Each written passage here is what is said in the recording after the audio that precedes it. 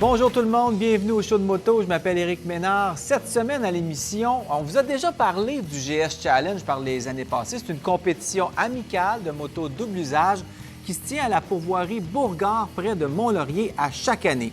On y retourne cette année, mais cette fois-ci, on a décidé de vous montrer ça de l'intérieur. On va vous montrer des trucs et on va vous donner des petits conseils pour savoir comment survivre en sentier avec des motos double usage de plus de 500 livres. Vous allez voir, c'est du sport. On est aux petites heures du matin et déjà, on se prépare pour le GS Challenge. Tout un défi pour les amateurs de moto double usage. Alors là, c'est l'inscription ce matin. On signe comme quoi, si on meurt, on ne peut pas actionner Moto International ni le GS Challenge. Donc, j'ai lu, compris et je confirme avoir reçu de copie. Tout le temps le fun quand tu fais une activité puis il faut que tu mettes quelqu'un à rejoindre en cas d'urgence. Ça met en confiance.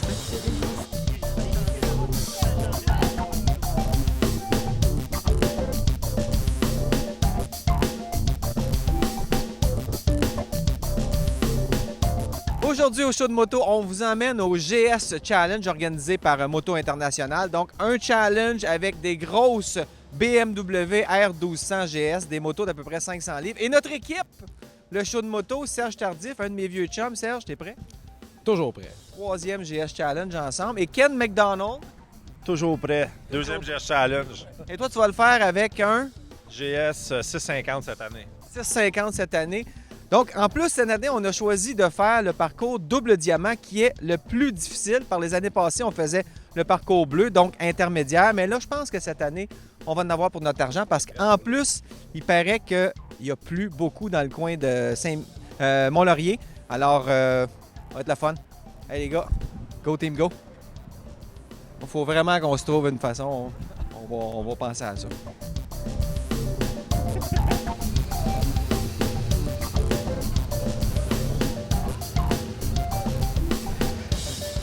Alors, Moto International m'ont prêté une belle R1200 GS 2010, flambant neuve. Il y a à peu près 60 km au compteur. Donc, je pense que le rodage va se faire assez rapidement.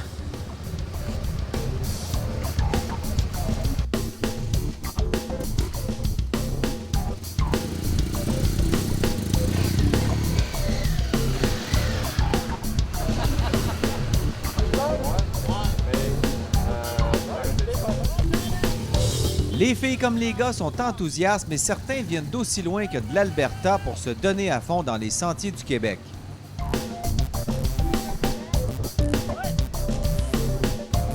Même si les BMW sont super avancés technologiquement, il y en a qui font des petits ajouts.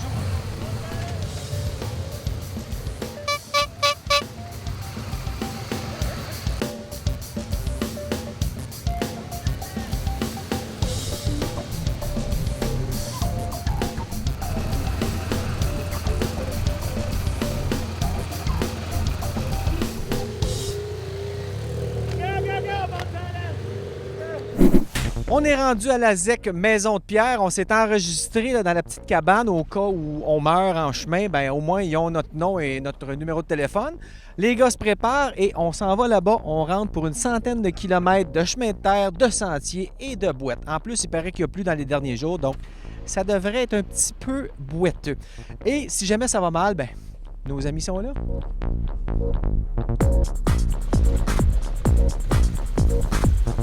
C'est bien parké.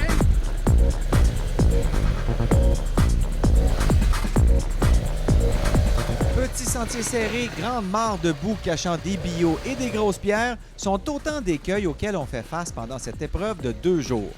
La première journée, on entre dans le bois vers midi et on en ressort 6 heures plus tard.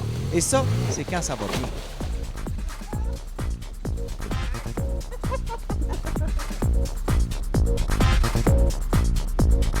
Regardez les amis! Regardez les amis, on arrive ici, on voit rien. En dessous de l'eau ici, il y a comme un gros cap rocheux. Là. Et ensuite, il y a un beau petit billot très glissant juste là. Du plaisir.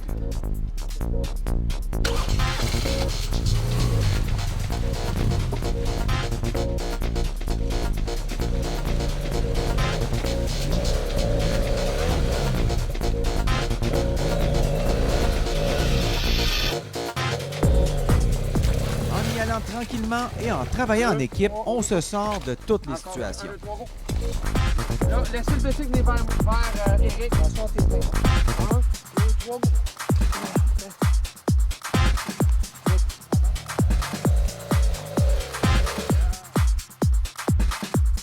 Un autre aspect technique de la randonnée, c'est des petits ponts de bois comme ça. Il faut du momentum. Il n'y en avait pas.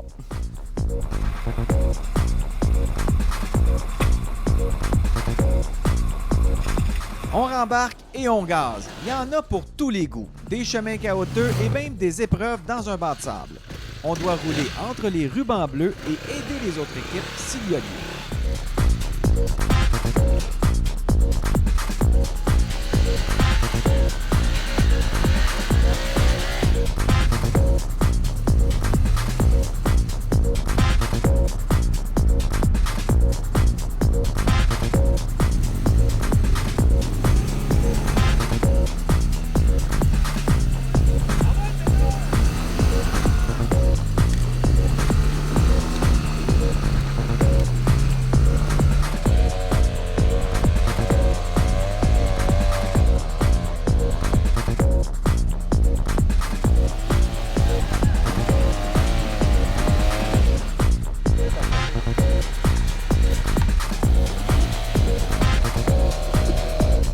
En fin de parcours, on relaxe un peu, mais on roule quand même à fond en faisant du dérapage contrôlé sur un beau chemin de terre. Tout ça pour arriver au bout de la route à la pourvoirie où une bonne bourgade bien fraîche nous attend. Ben, une bourgade, c'est la bière maison de la pourvoirie bourgade. Le lendemain, on passe aux épreuves en circuit inspiré des parcours de trial. Encore une fois, nos habiletés sont mises à rude épreuve. Surtout après les bonnes discussions bien arrosées d'hier soir. 65 tripeux de moto ensemble dans le même bar, ça fait une bonne soirée. Je pense que j'étais un peu meilleur au bar qu'au guidon. Alors les boys, on vient de terminer notre dernière épreuve. Ça a bien été. Mais ce que je retiens aujourd'hui de toutes les épreuves, c'est que il faut savoir comment aborder une épreuve et aussi, ça dépend de la moto qu'on a. Il faut surtout l'avoir marché. Oui. Il y en a 2 qu'on n'a pas marché parce qu'on prenait notre temps pour marcher des plus compliqués. On est arrivé, on n'avait aucune idée on arrivait où. Tu arrives trop vite au gaz en haut de la côte. C'est surtout ça. Mais évidemment, Serge étant quand même un très, très bon pilote, il y a vraiment la moto idéale pour dans le serré comme aujourd'hui. Oui, parce qu'il y a un point que quand on magasine une moto, on veut une grosse cylindrée. C'est comme, on va être meilleur si on a une plus grosse moto, mais c'est pas le cas dans de l'enduro comme ça, très technique, parce que si vous regardez la moto ici, c'est une 650 X-Country. C'est une moto qui est très courte par rapport aux grosses GS. Donc, quand il y a des virages très serrés, techniques, bien c'est sûr que ça facilite la tâche. Tandis qu'on regarde une moto comme ça, beaucoup plus longue, à peu près 150 livres de plus minimum. Donc, quand on arrive dans un virage serré et qu'on perd moindrement le ballon, bien évidemment, c'est pas mal plus difficile à ramener qu'une petite moto comme ça. Il y a aussi, bien, selon son gabarit, moi, je suis pas mal plus petit que Ken. Et Ken, lui, quand il aborde des virages, si tu as à mettre le pied à terre, bien, il peut mettre les 2 pieds confortablement par terre. Moi, quand c'est pas les genoux ou les pieds. C'est tellement basse. Mais tandis que moi, j'ai pas assez long de pattes, donc quand j'arrive dans du serré, il faut vraiment que je me concentre parce que si j'essaie de m'aider, bien, je vais pencher un petit peu trop la moto et là, je risque de l'échapper.